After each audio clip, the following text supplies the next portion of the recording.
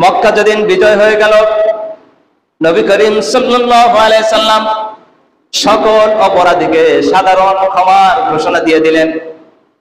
যেই সাধারণ ক্ষমার ঘোষণাগুলি নবীজির উম্মত যারা উত্তরসূরি, যারা আজও সেই আমলগুলি করে যাচ্ছে। আমরা কিছুদিন আগেও দেখেছি যে আফগানিস্তানে 20 বছর ধরে তাদেরকে মেরেছে, নির্যাতন করেছে, জুলুম করেছে, হত্যা করেছে, শহীদ করেছে। যখন তারা ক্ষমতার মসনদে বসেছে, বসার সাথে সাথেই নবী করিম সাল্লাল্লাহু আলাইহি সাল্লামের যে ক্ষমার ঘোষণা দিয়েছিলেন, তারাও সেরকম ক্ষমার ঘোষণা দিয়ে দিয়েছে। সুবহানাল্লাহ। এই হচ্ছে মুসলমানদের নীতি। فقد قال الله تعالى في كلامه المجيد والفرقان الحميد. أعوذ بالله من الشيطان الرجيم. بسم الله الرحمن الرحيم. إنك لعلى خلق عظيم.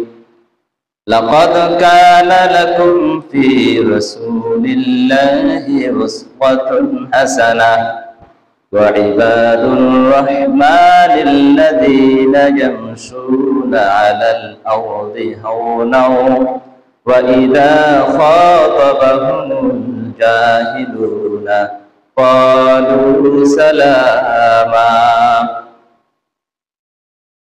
قال النبي صلى الله عليه وسلم بعثت لأتمم مكارم الأخلاق. وقال النبي صلى الله عليه وسلم لا يؤمن أحدكم حتى أحب لأخيه ما أحب لنفسه أو كما قال عليه الصلاة والسلام. صدق الله العظيم وصدق رسوله النبي الكريم ونحن على ذلك من الشاهدين والحمد لله رب العالمين. আল্লাহ জাল্লা শানুর দরবারে আমরা শুকরিয়া আদায় করছি এজন্য যে যেই মহান আল্লাহ সুবহানাহু ওয়া তাআলা আমাকে আপনাকে সপ্তাহের শ্রেষ্ঠ দিনে শ্রেষ্ঠতম স্থানে আল্লাহর কাছে সর্বাধিক পছন্দনীয় ইবাদতের উদ্দেশ্যে তার ঘর মসজিদে উপস্থিত হওয়ার যে তৌফিক দান করেছেন, এজন্য আমরা অন্তরের অন্তরস্থল থেকে দিল মন উজাড় করে দিয়ে, হৃদয়ের সমস্ত আবেগ এবং অনুভূতিকে উচ্ছ্বাস করে দিয়ে, অন্তরের সমস্ত বদ্ধ কপাটকে উন্মোচন করে দিয়ে আমরা শুকরিয়া আদায় করছি আলহামদুলিল্লাহ। দুরূদ ও সালাম সেই রাসূলের প্রতি যেই রাসূল আইয়ামে জাহিলিয়াতের ঘুটঘুটে অন্ধকারের সময় এই পৃথিবীতে প্রেরিত হয়েছিলেন বিশ্ব মানবতার মুক্তির দূত হিসেবে, যিনি পৃথিবীতে প্রেরিত হয়েছিলেন এবং প্রেরিত হয়ে সমস্ত জাহিলিয়াতকে যিনি দূর করেছিলেন, আল্লাহ ভোলা মানুষদেরকে যিনি আল্লাহকে চিনিয়েছিলেন। আমরা সেই বিশ্ব নবীজের শানে নামাজের মধ্যে যে দুরূদ শরীফ পড়ি, সেই দুরূদ শরীফ পড়ি। আল্লাহুম্মা সাল্লি আলা মুহাম্মাদিন ওয়া আলা আলি মুহাম্মাদ কামা সাল্লাইতা আলা ইব্রাহিম ওয়া আলা আলি ইব্রাহিম ইন্নাকা হামিদুম মাজিদ। আল্লাহুম্মা বারিক আলা মুহাম্মাদিন ওয়া আলা আলি মুহাম্মাদ কামা বারাকতা আলা ইব্রাহিম ওয়া আলা আলি ইব্রাহিম ইন্নাকা হামিদুম মাজিদ। সম্মানিত উপস্থিতি, প্রিয় মুসলমান কিরাম, আমি পূর্বের জুমার ধারাবাহিকতা রক্ষার্থে কোরআনুল কারীম থেকে আমি কয়েকটি আয়াতে কারিমা এবং নবী করিম সাল্লাল্লাহু আলাইহি ওয়াসাল্লামের হাদিসের বিশাল ভান্ডার থেকে কয়েকটি হাদিস আপনাদের খেদমতে পেশ করেছি। আল্লাহ জাল্লা শানুহু যদি তৌফিক দান করেন তাহলে আমরা উক্ত আয়াত এবং হাদিসগুলি উপরে ইনশাআল্লাহ আলোচনা করব এবং শুনবো। আল্লাহ তাআলা যেন আমাদেরকে তৌফিক দান করেন, আমরা সকলে বলি আমিন। নবী করিম সাল্লাল্লাহু আলাইহি ওয়াসাল্লামের কাছে একবার এক সাহাবী এসে বললেন, ইয়া রাসূলুল্লাহ, আমাকে কিছু নসিহত করেন। নবী করিম সাল্লাল্লাহু আলাইহি ওয়াসাল্লাম তাকে বললেন যে লা তাগদাব, তুমি রাগ করো না। একটা নসিহত করলেন।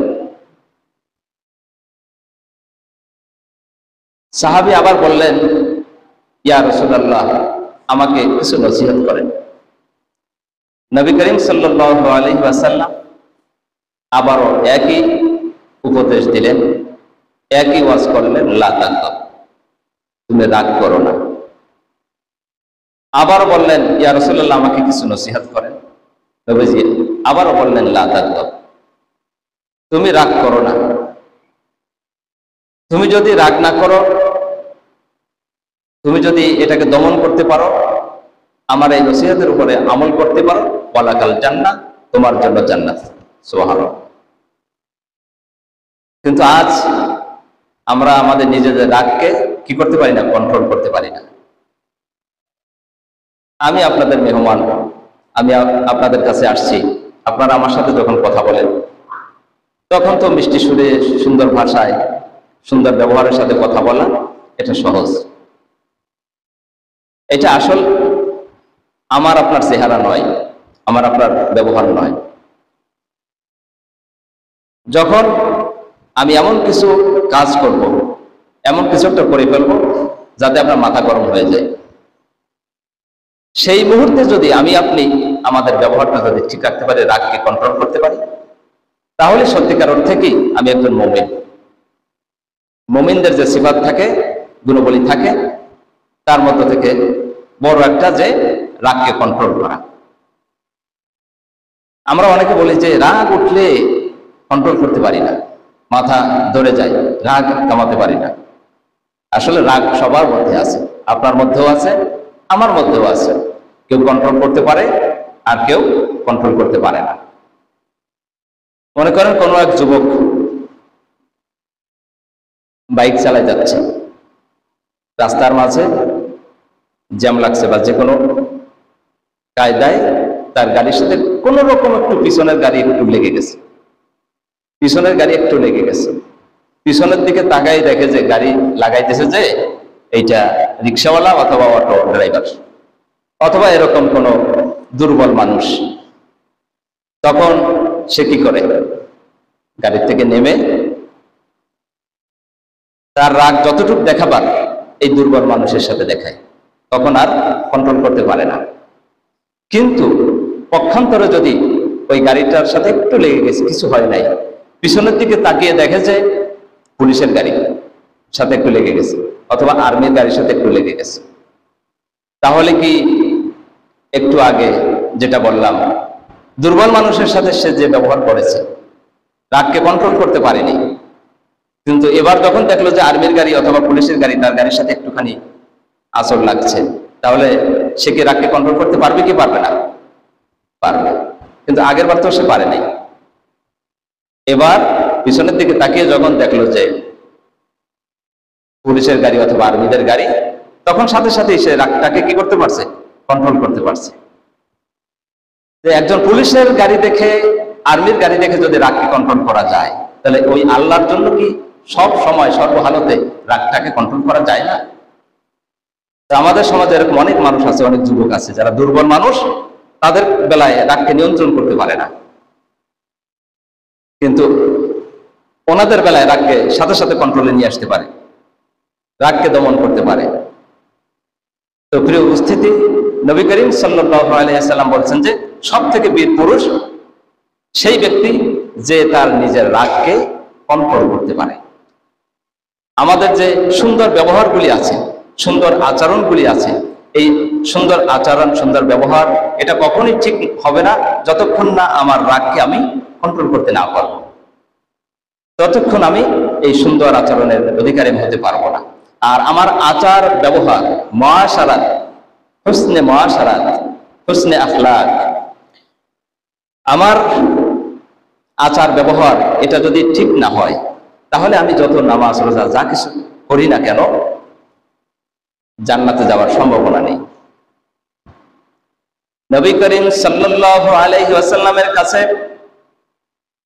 কিছু সাহাবীরা এসে বললেন, ইয়া রাসূলুল্লাহ, আমাদের বাড়ির পাশে এমন একজন মহিলা আছে, যেই মহিলা ফরজ নামাজ তো পড়ে, তার সাথে অনেক নফল নামাজ পড়ে, ফরজ রোজা তো অবশ্যই রাখে, অনেক অনেক তিনি নফল রোজাও রাখে সারা বছর, এবং অনেক দান সাদাকা করে, অনেক আমল করতে দেখি, কিন্তু তার মুখের ভাষা এত খারাপ, তার মুখের ভাষার কারণে মানুষ এমন কষ্ট পায়, তার ব্যবহারের দ্বারা মানুষ এত কষ্ট পায়, তার বাড়ির কাছেও মানুষ যেতে চায় না, তার কাছেও যেতে চায় না, তার মুখের ভাষা, তার ব্যবহার এত খারাপ। নবীজি বললেন, ফাফিন্নার, মহিলাটি যত নামাজ পড়ুক না কেন, যত রোজা রাখুক না কেন, যতই দান সাদাকা করুক না কেন, ওই মহিলাটি জাহান্নামী। কে বলছেন? নবীজি বলছেন। হাদিসটি মুসনাদে আহমদের মধ্যে ইমাম আহমদ ইবনে হাম্বল তিনি এনেছেন। পক্ষান্তরে আরেকটি মহিলার কথা বললেন, আমাদের বাড়ির পাশে আরেকটি মহিলা আছে, যেই মহিলা শুধু 5 ওয়াক্ত নামাজ পড়ে, এর বাহিরে কোনো নামাজ তিনি পড়েন না, তেমন পড়েন না, আর রমজানের রোজা রাখেন, এর বাহিরে তেমন তিনি নফল রোজা রাখেন না, দান সদকাও তেমন করেন না, এই যেগুলি ফরজ এবং সুন্নাত আছে এর বাহিরে তিনি তেমন কোনো নেকির কাজ করেন না, তেমন কোনো আমল করেন না, কিন্তু তার মুখের ভাষাটা খুব সুন্দর, তার ব্যবহার খুব সুন্দর, মানুষের তার কথার দ্বারা কোনো কষ্ট পায় না, সন্তুষ্ট, তার কাছে মানুষ যেতে চায়, তার কাছে মানুষ বসতে চায়, তার ব্যবহারটা খুব সুন্দর। নবীজি বললেন, ফাফিল জান্নাহ, মহিলাটি জান্নাতি। এজন্য হাদিসে পাকের মধ্যে এসেছে, যার আখলাক বেশি ভালো থাকবে, উত্তম আখলাক কিয়ামতের ময়দানে আল্লাহ মিজানের পাল্লায় যখন উঠাবেন, মুমিনের মিজানের পাল্লায় যখন এই উত্তম আখলাকটা উঠাবেন, এই উত্তম আখলাকের ওজন অনেক ভারী হয়ে যাবে। সুবহানাল্লাহ। যার আচার ব্যবহার, হুসনে মুআশারাত খুব ভালো থাকবে, হুসনে মুআশারাত যার ভালো থাকবে, আচার ব্যবহার যার ভালো থাকবে, মানুষের সাথে ভাষা ব্যবহার ভালো থাকবে, যদি এরকম আমরা করতে পারি, সারা দিন, দিনের বেলায় রোজা রাখলে আর রাতের বেলায় সারা রাত নামাজ পড়লে যেই নেকি হয়, আল্লাহ পাক তার আমল নামায় সেই নেকি দিয়ে দিবে। সুবহানাল্লাহ। প্রতিদিন এরকম নেকি তার আমল নামে উঠতেছে, সে নিজেও জানছে না। কিসের কারণে? আমার মুখের ভাষাটা খুব সুন্দর, আমার আচার ব্যবহার ভালো, মানুষ আমার দ্বারা কষ্ট পায় না, আমি এমন কথা এমন কাজ করি না, যার কারণে আল্লাহ এত প্রতিদান দেন। সারা বছর দিনের বেলায় রোজা রাখলে আর সারা রাত নামাজ পড়লে যেই নেকি হয়, উত্তম ব্যবহারকারীকে আল্লাহ এই প্রতিদান দিয়ে দেন। সুবহানাল্লাহ। কত দাম উত্তম ব্যবহারের, উত্তম আখলাক। এজন্য বলছে যে উত্তম আখলাক ছাড়া পরিপূর্ণ মানুষ হওয়া, মুমিন হওয়া যায় না। এজন্য আমাদের আখলাককে সুন্দর করতে হবে। আমাদের নবী করিম সাল্লাল্লাহু আলাইহি ওয়াসাল্লাম, আমরা যে আয়না দেখি, এই আয়না দেখার একটা দোয়া আছে, তো নবীজি এই দোয়া পড়তেন। আমরা এটা কি ভাবা যায়? নবী করিম সাল্লাল্লাহু আলাইহি ওয়াসাল্লাম তিনি কি আমাদেরকে শিক্ষা দিয়েছেন, এটা কল্পনা করা যায়? তিনি আয়না দেখতেন, আল্লাহুম্মা হাসসানতা খালকি, আল্লাহ আমার এই অবয়ব, আমার চেহারা, আমার গঠন কত সুন্দর আপনি করেছেন, কত সুন্দর করে আমাকে আপনি সৃষ্টি করেছেন। ফাহাসসিন খুলুকি, আমার চরিত্রটাকেও আপনি উত্তম করে দেন, ভালো করে দেন। সুবহানাল্লাহ। ভাবা যায়? চেহারা দেখলে আল্লাহ নবীজি এই দোয়া পড়তেন। তো আমরাও আয়না দেখবো, এই দোয়া পড়বো, কিন্তু আমরা তো অর্থ জানি না, এখন জেনে নিলাম। তো আয়না দেখে দোয়া পড়তো, আল্লাহ আপনি তো আমার চেহারা ভালো দিচ্ছেন, কিন্তু আপনি আমার আখলাকটাও সুন্দর করে দেন। আল্লাহ আমাদের বাহ্যিক দিকগুলি দেখেন না। লা ইয়ানজুরু ইলা সুওয়ারিকুম ওয়ালা আমালিকুম ওয়ালাকিন ইয়ানজুরু ইলা তাকওয়া মিনকুম। আল্লাহ পাক বাহ্যিক কোন সূরত দেখেন না, চেহারা সূরত এগুলি তিনি দেখেন না, জামা কাপড় এগুলি তিনি দেখেন না। আল্লাহ পাক দেখেন তার অন্তর কলব, তার অন্তরটা ঠিক আছে কিনা, কলব ঠিক আছে কিনা, আল্লাহ পাক এটা দেখেন। ইব্রাহিম আলাইহিস সালাতু ওয়াস সালাম, তাকে যখন আল্লাহ বলেছিলেন তোমার ছেলেকে তুমি আমার জন্য আমার রাস্তায় কোরবানি করো, কিন্তু আল্লাহর উদ্দেশ্য তো ছিল না তার হাত দিয়ে তার বাচ্চাকে কোরবানি দিবে। আল্লাহর উদ্দেশ্য কি এটা ছিল? এটা ছিল না, কিন্তু উনি আমার জন্য পারে কিনা এটা উদ্দেশ্য ছিল। যখন তিনি জবাব করতেছিলেন তখন আল্লাহ বললেন ইয়া ইব্রাহিম قد صدقت الرؤيا إنا كذلك نجزي المحسنين। তোমাকে আর তোমার ছেলেকে জবাই করতে হবে না, আমি যেটা দেখতে চেয়েছি তুমি সেটা দেখতে পেরেছো, তুমি উত্তীর্ণ হয়েছো। আল্লাহ চান কি? অন্তরটা চান। যেমন আমরা কোরবানি দিই, এজন্য তো আল্লাহর কাছে এই কোরবানির পশু, রক্ত, মাংস এগুলো কিছুই পৌঁছায় না। তাই আল্লাহ তাআলা কালামে পাকের মধ্যে বলেন লা ইয়ানালাল্লাহা লুহুমুহা ওয়ালা দিমাউহা ওয়ালাকিন ইয়ানালুহুত তাকওয়া মিনকুম। তোমাদের পশু, তোমাদের গোশত, কোরবানির গোশত, রক্ত, মাংস এগুলি আল্লাহর কাছে কিছুই পৌঁছায় না, শুধুমাত্র তোমাদের তাকওয়া পৌঁছায়। আমরা কোন উদ্দেশ্যে জবাব দিচ্ছি, কোরবানি দিচ্ছি? কি মানুষকে দেখাবার জন্য, নাকি আল্লাহ যে আমাকে হুকুম করেছেন আমি যে সম্পদ হয়েছে এই সম্পদটুকু আল্লাহর কাছে আল্লাহর জন্য ব্যয় করতে পারলাম কিনা, আল্লাহর হুকুম যেটা করেছেন হুকুমটা আমি পালন করছি কিনা আল্লাহ দেখেন এইটা, আমি সত্যিকার অর্থে আল্লাহর জন্য করছি কিনা আল্লাহ পাক এটা দেখেন। এজন্য নবী করিম সাল্লাল্লাহু আলাইহি ওয়াসাল্লাম বলছেন, নবী করিম সাল্লাল্লাহু আলাইহি ওয়াসাল্লাম বলছেন আল মুসলিমু মান সালিমাল মুসলিমুনা মিন লিসানি, আল মুসলিমু মান সালিমাল মুসলিমুনা মিন লিসানি। যেই মুসলমানের মুখ এবং হাত দ্বারা অপর মুসলমান নিরাপদ না থাকে সে কোনোদিন মুসলমান নয়। হাত এবং মুখের দ্বারা অন্য মুসলমান যদি নিরাপদ না থাকে সে তো মুসলমান হতে পারে না। হাত এবং মুখের দ্বারা আমার ব্যবহার, আমার জবান অন্য মুসলমান যেন কষ্ট না পায়, যেন নিরাপদে থাকে। নবী করিম সাল্লাল্লাহু আলাইহি ওয়াসাল্লাম কেমন তার ব্যবহার ছিল, কেমন আখলাক ছিল। একজন গ্রাম্য মানুষ, মুসলমান, অনেকে ওয়াজ করে যে এক ইহুদি, আসলে সে না জেনে না পড়ে বলে আর কি। মুসলমান কিন্তু গ্রাম্য অশিক্ষিত একজন মুসলমান মসজিদে নববীতে এসে প্রসাব করে দিয়েছেন। সাহাবীরা তাকে বাধা দিতে চাইলেন, নবীজি বললেন যে তাকে আরামের সাথে প্রসাব করতে দাও, শেষ করতে দাও তাকে, তোমরা তাকে বাধা দিও না। তো তিনি সুন্দর করে প্রসাব শেষ করলেন। নবী করিম সাল্লাল্লাহু আলাইহি সাল্লাম সাহাবীদেরকে বললেন যে এক বালতি পানি ঢেলে দাও, পরিষ্কার হয়ে গেল। এরপরে তাকে ডাকলেন, তাকে ডাকার পরে বললেন যে দেখো এটা তো আল্লাহর ঘর, এটা মসজিদ, এটা ইবাদতের জায়গা, এখানে কোনো ময়লা আবর্জনা ফেলতে হয় না, মলমূত্র ত্যাগ করতে হয় না। এভাবে যখন সুন্দর করে বুঝালেন তিনি সুন্দর বুঝে গেলেন। কিন্তু যদি বাধা দিত, ধমক দিত, এই সেই করত, তাহলে হিতে বিপরীত হওয়ার সম্ভাবনা ছিল। কিন্তু নবীজি সাল্লাল্লাহু আলাইহি সাল্লাম তিনি কি রাগ হন নাই, তার প্রতি ইয়া করেন নাই। পক্ষান্তরে আরেকটা হাদিস আছে যে দেয়ালে থুতু নিক্ষেপ দেখে নবীজির চোখ মুখ লাল হয়ে গেছে রাগে। অর্থাৎ এটা কেন হলো? এটা হয়েছে এই কারণে যে থুতু নিক্ষেপ করছে এ শিক্ষিত, নবীজির কাছের মানুষ, তো তাকে শিখাবার উদ্দেশ্যে, তাকে তালিমের উদ্দেশ্যে নবীজির চেহারা মোবারক রাগে লাল হয়ে গেছে, যাতে শিক্ষা নিয়েছে যে এরকম মসজিদের দেওয়ালে থুতু নিক্ষেপ করতে হয় না। আর সে যে মূর্খ ছিল, জানতো না, এজন্য তিনি যে প্রসাব করছেন তা সত্ত্বেও তাকে বাধা দেন না, তাকে ক্লিয়ার ভাবে করতে দিয়েছে। নবী করিম সাল্লাল্লাহু আলাইহি সাল্লাম তার যে আখলাক ছিল, তার ব্যবহার ছিল, আমরা জানি যে কাফেররা মুসলমান যে হয়েছে অধিকাংশই নবী করিম সাল্লাল্লাহু আলাইহি সাল্লামের আখলাক দেখে বেশিরভাগই মুসলমান হয়েছে। এরপরে খয়রুল কুরুন যারা, এই যুগ চলে গিয়েছে, তার পরবর্তী যত যুগ গেছে আজও পর্যন্ত অমুসলিম থেকে যে মুসলমান হচ্ছে তরবারির জোরে, গায়ের জোরে, ক্ষমতার জোরে, এরকম কোন মানুষ মুসলমান হয়েছে এরকম নজির খুব কম। কিন্তু ব্যবহারে, আখলাকে, সৌন্দর্য দেখে মুসলমান হয়েছে এই সংখ্যাই বেশি। নবী করিম সাল্লাল্লাহু আলাইহি ওয়াসাল্লাম তার কি ব্যবহার ছিল, কি আখলাক ছিল। উহুদের যুদ্ধে নবী করিম সাল্লাল্লাহু আলাইহি ওয়াসাল্লামের চাচা হামজা রাদিয়াল্লাহু তাআলা আনহু তাকে নির্মমভাবে শহীদ করে দিয়েছিল এক কাফের।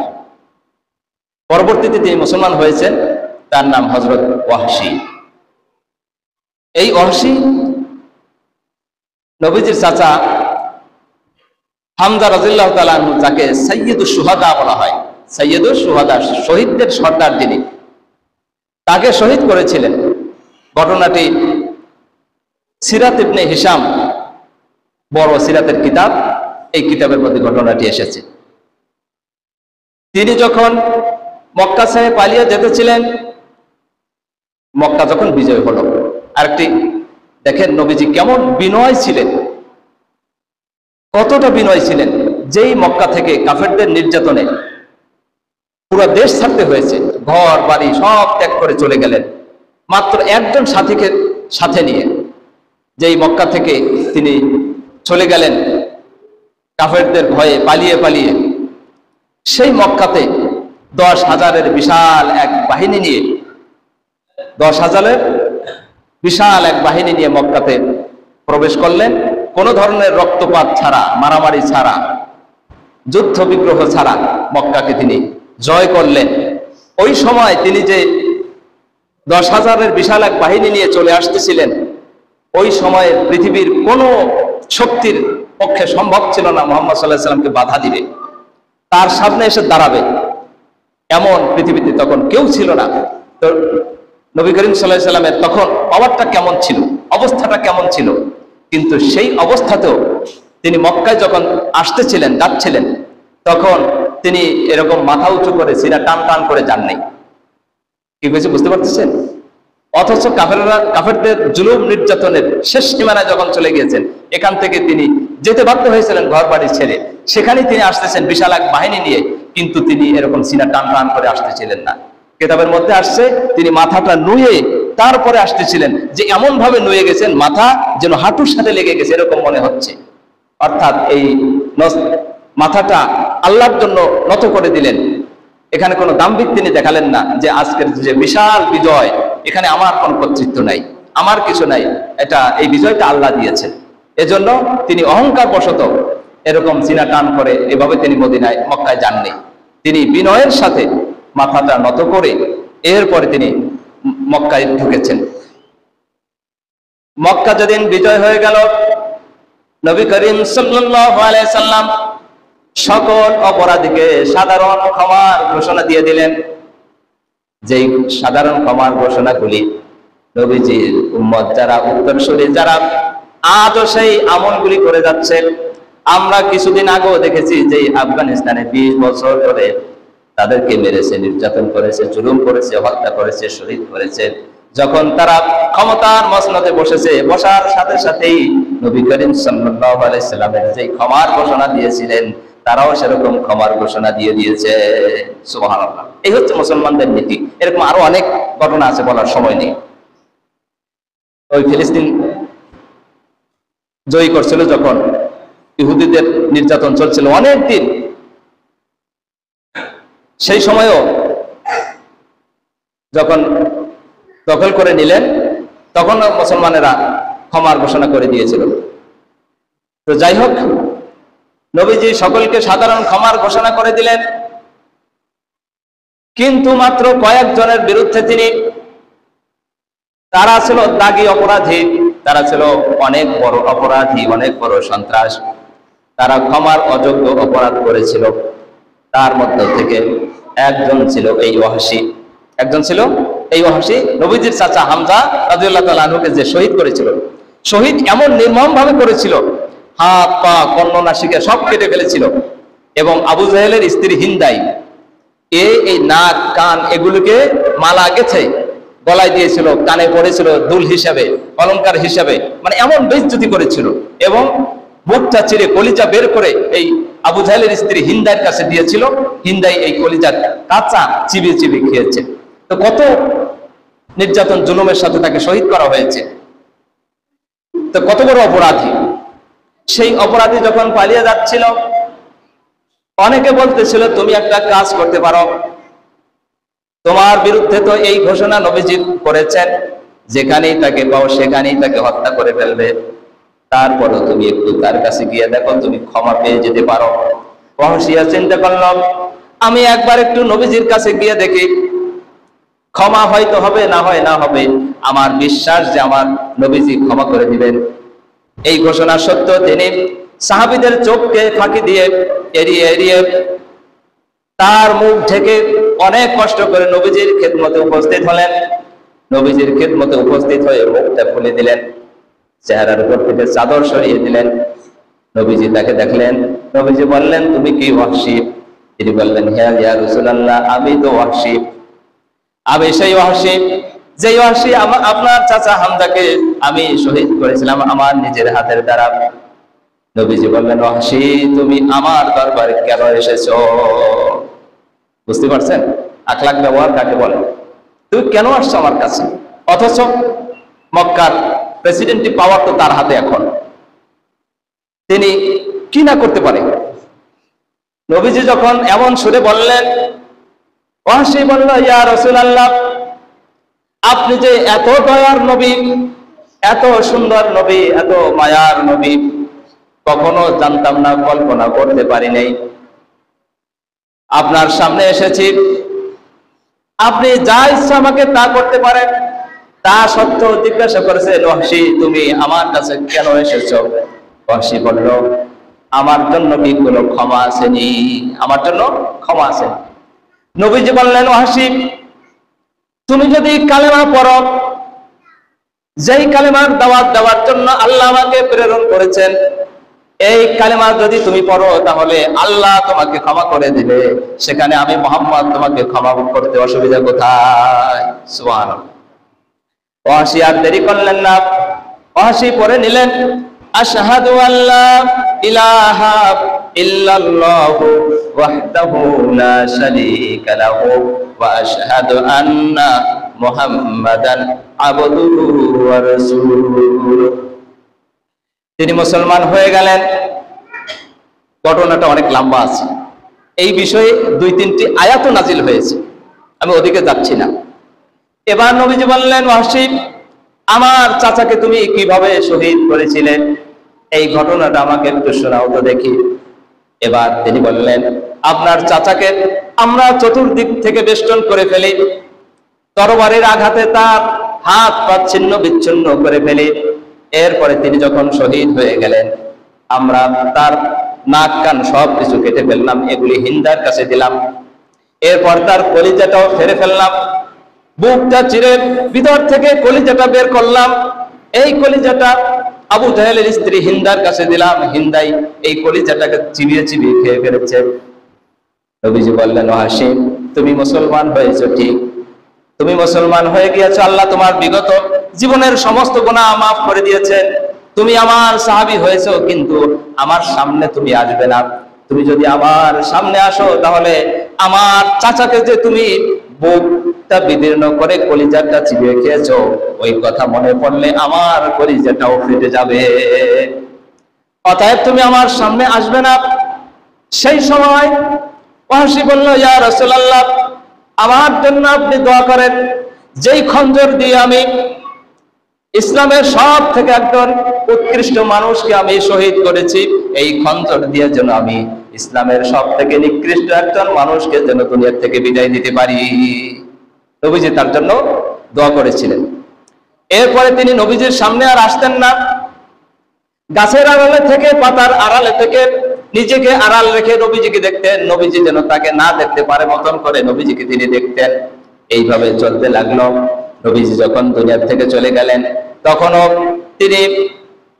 তখনও তিনি তার কবরের কাছে যেতেন না, নবীজির কবরের কাছে যেতেন না। এরপরে আবু বকর রাদিয়াল্লাহু তাআলা আনহুর জামানায় একজন মিথ্যা নবীদার দাবি করল। মুসাইলামাতুল কাযযাব নামে একজন মিথ্যাবাদী নবী দাবি করলো, জিহাদ ডাক দিল। ওই জিহাদে ওয়াহশী চলে গেল। ওয়াহশী উপস্থিত হয়ে গেল, যেই খঞ্জর দিয়ে নবীজির চাচা হামজাকে শহীদ করেছিল, এই খঞ্জর দিয়ে ওই মুসাইলামাতুল কাযযাব যে নবী দাবি করেছিল, এই ভণ্ড নবীকে সেই খঞ্জর দিয়ে হত্যা করেছে। খঞ্জর দিয়ে যখন হত্যা করেছে, খঞ্জরটা উপরের দিকে উঠিয়ে বলল, কতালতু খায়রুন নাস কতালতু শাররুন নাস, এই খঞ্জর দিয়ে আমি ইসলামের একজন সব থেকে উৎকৃষ্ট মানুষকে আমি শহীদ করেছিলাম, আর এই খঞ্জরটা দিয়েই আমি এখন ইসলামের একজন দুশমনকে, চূড়ান্ত দুশমনকে, আমার নবীর দুশমনকে আমি দুনিয়া থেকে বিদায় দিয়েছি। এটা হচ্ছে নবীর একটা প্রেম, ভালোবাসা। আমি যেই নবীর চাচাকে হত্যা করে আমি নবীর কলিজায় আঘাত দিয়েছি, এমন মিথ্যা নবী দাবিদারকে আমি হত্যা করে আজকে সেই আমি আমার নবীকে একটু খুশি করেছি। তো ওয়াহশী বলল যে আজকে যদি আমার নবী বেঁচে থাকতো, তাহলে আমার মনে হয়, আমার ধারণা যে আমার নবীজি বলতো যে, ওয়াহশী, তুমি আমার চাচাকে হত্যা করে আমার কলিজাতে যে আঘাত করেছিলে, আজকে তুমি যাকে হত্যা করেছো, এই হত্যা করে তুমি আমার কলিজাটা আজকে ঠান্ডা করে দিয়েছো। এটা আমার মনে হয়, ওয়াহশী বলছেন। ওয়াহশী এটা নিজে নিজে ভাবতেছেন, কিন্তু রাতের বেলায় তিনি স্বপ্নে দেখলেন, স্বপ্ন যোগে নবীজির সাথে দেখা হয়ে গেল। এবার নবীজি বলছে, ওয়াহশী, তোমাকে তো আমি আমার সামনে আসতে নিষেধ করেছিলাম, যার কারণে তুমি আমার রওজার কাছেও আসতে না। সবাই আসে আমার রওজার কাছে, এখানে এসে সালাম দেয়, কিন্তু তুমি আমার নিষেধ থাকা সত্ত্বে আসো না। কিন্তু তোমাকে যেই কারণে নিষেধ করেছিলাম, আমার চাচাকে তুমি নির্মম ভাবে শহীদ করেছিলে, যার কারণে আমার কলিজায় আঘাত পেয়েছিলাম, যার কারণে আমি তোমাকে আমার সামনে আসতে নিষেধ করেছিলাম, আমার রওজার কাছে তুমি এতদিন আসো নাই। কিন্তু আজকে তুমি পৃথিবীর নিকৃষ্ট একজন মানুষকে তুমি হত্যা করে আমার কলিজাটাকে তুমি ঠান্ডা করে দিয়েছো। আজকে তুমি আজকের থেকে আমার রওজায় তুমি বেশি বেশি করে আসবে। সুবহানাল্লাহ। আমি বলতে চাচ্ছিলাম যে নবী করিম সাল্লাল্লাহু আলাইহি সাল্লাম, এই হচ্ছে তার চরিত্র। আবু জাহেল, আমরা তো সবাই তাকে চিনি, সবাই তার নাম জানি, নবীজির চূড়ান্ত দুশমন ছিল। এই আবু জাহেলের ছেলে ইকরামা, এই ইকরামা নবীজির কাছে আসবেন সংবাদ শুনেছেন। আসার আগে নবী করিম সাল্লাল্লাহু আলাইহি সাল্লাম সাহাবীদেরকে বললেন, হে আমার সাহাবীরা, ইকরামা আসতেছে, তোমরা তাকে বাধা দিবে না, তোমরা তার সাথে কোনো খারাপ আচরণ করবে না, এমনকি তার বাপ যে একজন নিকৃষ্ট মানুষ, আমার দুশমন, তার বাপকে নিয়েও তোমরা কোনো ফোঁটা দিবে না। ইকরামা আসলো, তাকেও নবীজি গ্রহণ করে নিলেন, তাকেও কালেমা পড়িয়ে মুসলমান বানিয়ে দিলেন। কিন্তু আজকে সেই যুগে দেখা যাচ্ছে যে এরকম মুসলমানদের আখলাক দেখে, ব্যবহার দেখে অসংখ্য অমুসলিম, কাফের, ইহুদি, খ্রিস্টান তারা মুসলমান হয়ে যেত। কিন্তু আজকে দেখছি যে এত মুসলমান, কিন্তু আমাদের দেখে তো কেউ মুসলমান হচ্ছে না, আমাদের দেখে তো অমুসলিমরা মুসলিম হচ্ছে না, বরঞ্চ আমাদের আখলাক দেখে আরো বিগড়ে যাচ্ছে, আরো বিগড়ে যাচ্ছে। ভারতবর্ষে মঈনুদ্দিন চিশতি রহমাতুল্লাহ আলাইহি, তিনি শুধু বাজারে গেছেন, হাঁটাচলা করছেন, প্রয়োজনে বাজারে গেছেন, কেনাকাটা করছেন, মানুষদের সাথে মিশছেন, অমুসলিমদের কাছে গেছেন, লেনদেন করছেন, ব্যবসা বাণিজ্য করছেন, বিভিন্ন কিছু করছেন। এই আখলাক দেখে, হাঁটা চলা দেখে 90,000 হিন্দু মুসলমান হয়ে গেছে। সুবহানাল্লাহ। এটা হচ্ছে মুসলমানদের চরিত্র। কিন্তু এখন কেমন হয়ে গেছে? আল্লামা ইকবাল বলেন, চাল চলনে খ্রিস্টান তুমি, হিন্দু তুমি সভ্যতায়, এ তো সেই মুসলিম যাকে ইয়াহুদিও দেখে লজ্জা পায়। ঠিক না? আমরা এমন মুসলমান হয়ে গেছি যে হিন্দুদের কালচার, খ্রিস্টানদের কালচার, ইহুদিদের কালচার, এগুলি আমরা অনায়াসেই গ্রহণ করছি, অনায়াসেই পালন করছি, অনায়াসেই আমাদের কার্যক্রমে, আমাদের আচার ব্যবহারে ঢুকে গেছে, আমরা আমল করতেছি। আমরা এগুলি আমাদের ভ্রুক্ষেপ নেই, আমাদের ভ্রুক্ষেপ নাই, শেষ করে দিচ্ছি।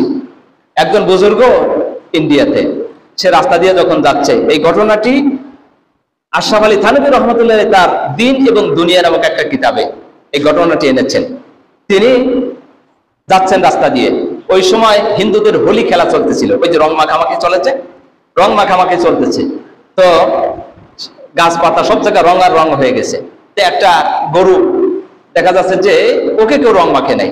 তো ওই বুজুর্গ হাসতে হাসতে হাসি ঠাট্টা ছলে বললো যে সবাই তো রং মাখে, তোকে কেউ রং দিল না। হাসি ঠাট্টা করে তখন সে পান খাচ্ছিল, এই পানের পিক তার গায়ে দিছি, তোকে আমি একটু রং মাখাই দিলাম। এটা মানে হাসি ঠাট্টার ছলে। কিন্তু সে মারা যাবার পরে তার এক বন্ধু স্বপ্ন যোগে দেখে যে এই লোকটি ওই যে ইহুদিদের হোলি খেলায় যে সে একটু হাসি ঠাট্টা করে এই পশুটার গায়ে তার পানের পিক দিল, যে তোকে একটু রং মাখাই দিলাম, এই কারণে ওই লোকটা জাহান্নামে। ওই লোকটা কি অথচ বুজুর্গ, সে কিন্তু হাসি ঠাট্টায় ওই তাদের সাথে একটু মিল হয়ে গেছে। সে হোলি খেলার আল্লাহর কাছে কি হয়ে গেছে, হোলি খেলার অংশীদার হয়ে গেছে, সাপোর্টার হয়ে গেছে। এজন্য প্রিয় উপস্থিতি মুসলমান ভাইয়েরা, যুবক ভাইয়েরা, আমরা খুব সতর্ক হব ইহুদি খ্রিস্টানদের কোন কালচার যেন আমাদের ভিতরে না আসে। আমাদের আখলাকগুলি যেন সুন্দর হয়, আমাদের কথার দ্বারা কাজের দ্বারা কেউ যেন কষ্ট না পায়। আল্লাহ পাক আমাদের সকলকে আমল করার তৌফিক দান করেন, আমিন। ওয়া আখিরু দাওয়ানা আলহামদুলিল্লাহি রাব্বিল আলামিন।